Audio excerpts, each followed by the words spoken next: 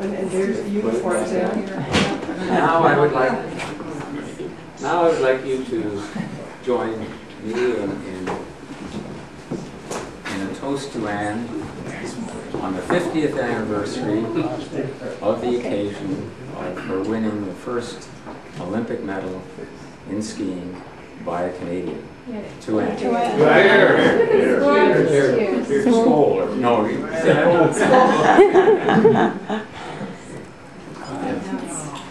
Well, that's quite a speech to but I guess I would like to say, first of all, it's great to be here, especially on this anniversary. Because after all, that's where it started. This is where it started. You know, when I was 2 years old, on those skis that are in the back room that Bruce made me. And then Camp Fortune came after the backyard. And then the years of racing that started when I was 6. I remember my first race was a downhill race on the Côte du Nord. If anybody here remembers the Côte du Nord. I think today, if that trail were there and was the same as in those days, I wouldn't go down it. You could probably touch the trees. Yeah. Then, of course, the race you mentioned that I won at age 7, the senior race, I would add that the prize was a gold compact. Which I don't know where it went. I don't have it anymore. But that was, and I guess if you look at milestones or markers along the way. That race would be one of my first markers, I guess, and the next, of course, would have been Barbara Ann Scott coming back to Ottawa when I was 8, I guess, standing on the sidewalk. Like, wow, I kind of like the reception. I thought, well, you know, maybe I could do that. Maybe with some hard work, I could bring Canada's first medal in skiing back to the country, and. So that stayed with me, you know, all those years. And of course, what is so instrumental in those days and today still is the work that the local people do in putting on races. And, you know, standing at the top of that slalom hill, 20 below weather with the wind blowing, as doing hand timing and carrying the flags down after dark, after the race is over. You know, without that type of dedication by so many volunteers, we wouldn't have any racers. So it's terrific that I have this opportunity to sort of come back, at least belatedly say a thank you to so many people here at home, and you know, the people from the ski club and the Gatineau ski zone at that time. Today it's getting a little more complicated.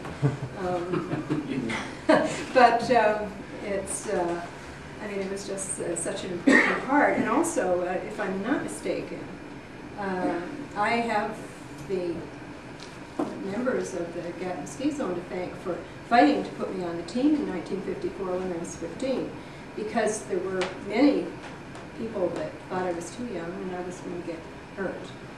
So I owe them terrific thanks as well.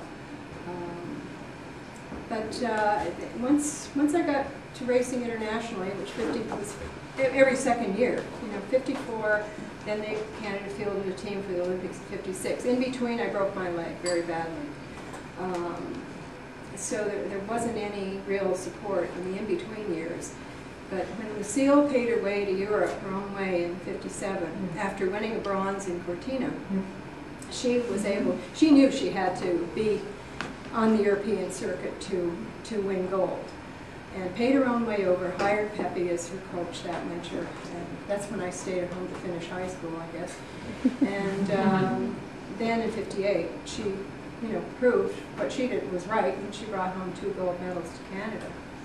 And as a result, the CDSA at the time, the Canadian Amateur Ski Association, that's when they thought, well, yeah, we got to do something about this. And they fielded a team to Europe in 1959, which is an off year.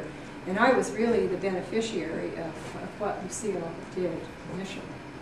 So 59 was the first off year that we had a team to Europe. We had a young team. I was, I guess, probably the oldest girl on the team. And was able to win two big races that year. And as a result, could sort of judge how to get to my peak at the right time, which was important in the Olympic year in '60. I think kids today have a tough time in that it's World Cup, everything is World Cup. So if you mess up in one race, you've got another World Cup next week or 2 weeks later. It's a little bit different when you're aiming at, 3 medals in once every 4 years. So it's a very different way of training.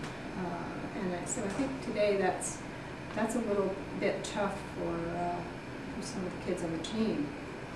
But so I was very fortunate to have that opportunity in 1959, and then in '60 they sent just two of us, Nancy Holland and myself, to Europe to train early on in the season, and then we met up with the rest of the gang, Elizabeth and crew, who had formed, I guess you were training out west. Kimberly, and then we met up, we all met up, the final pick of the team met up in Aspen and Alta before Squaw Valley, with the thinking being, and there were no Europeans there for those couple of races before the Olympics.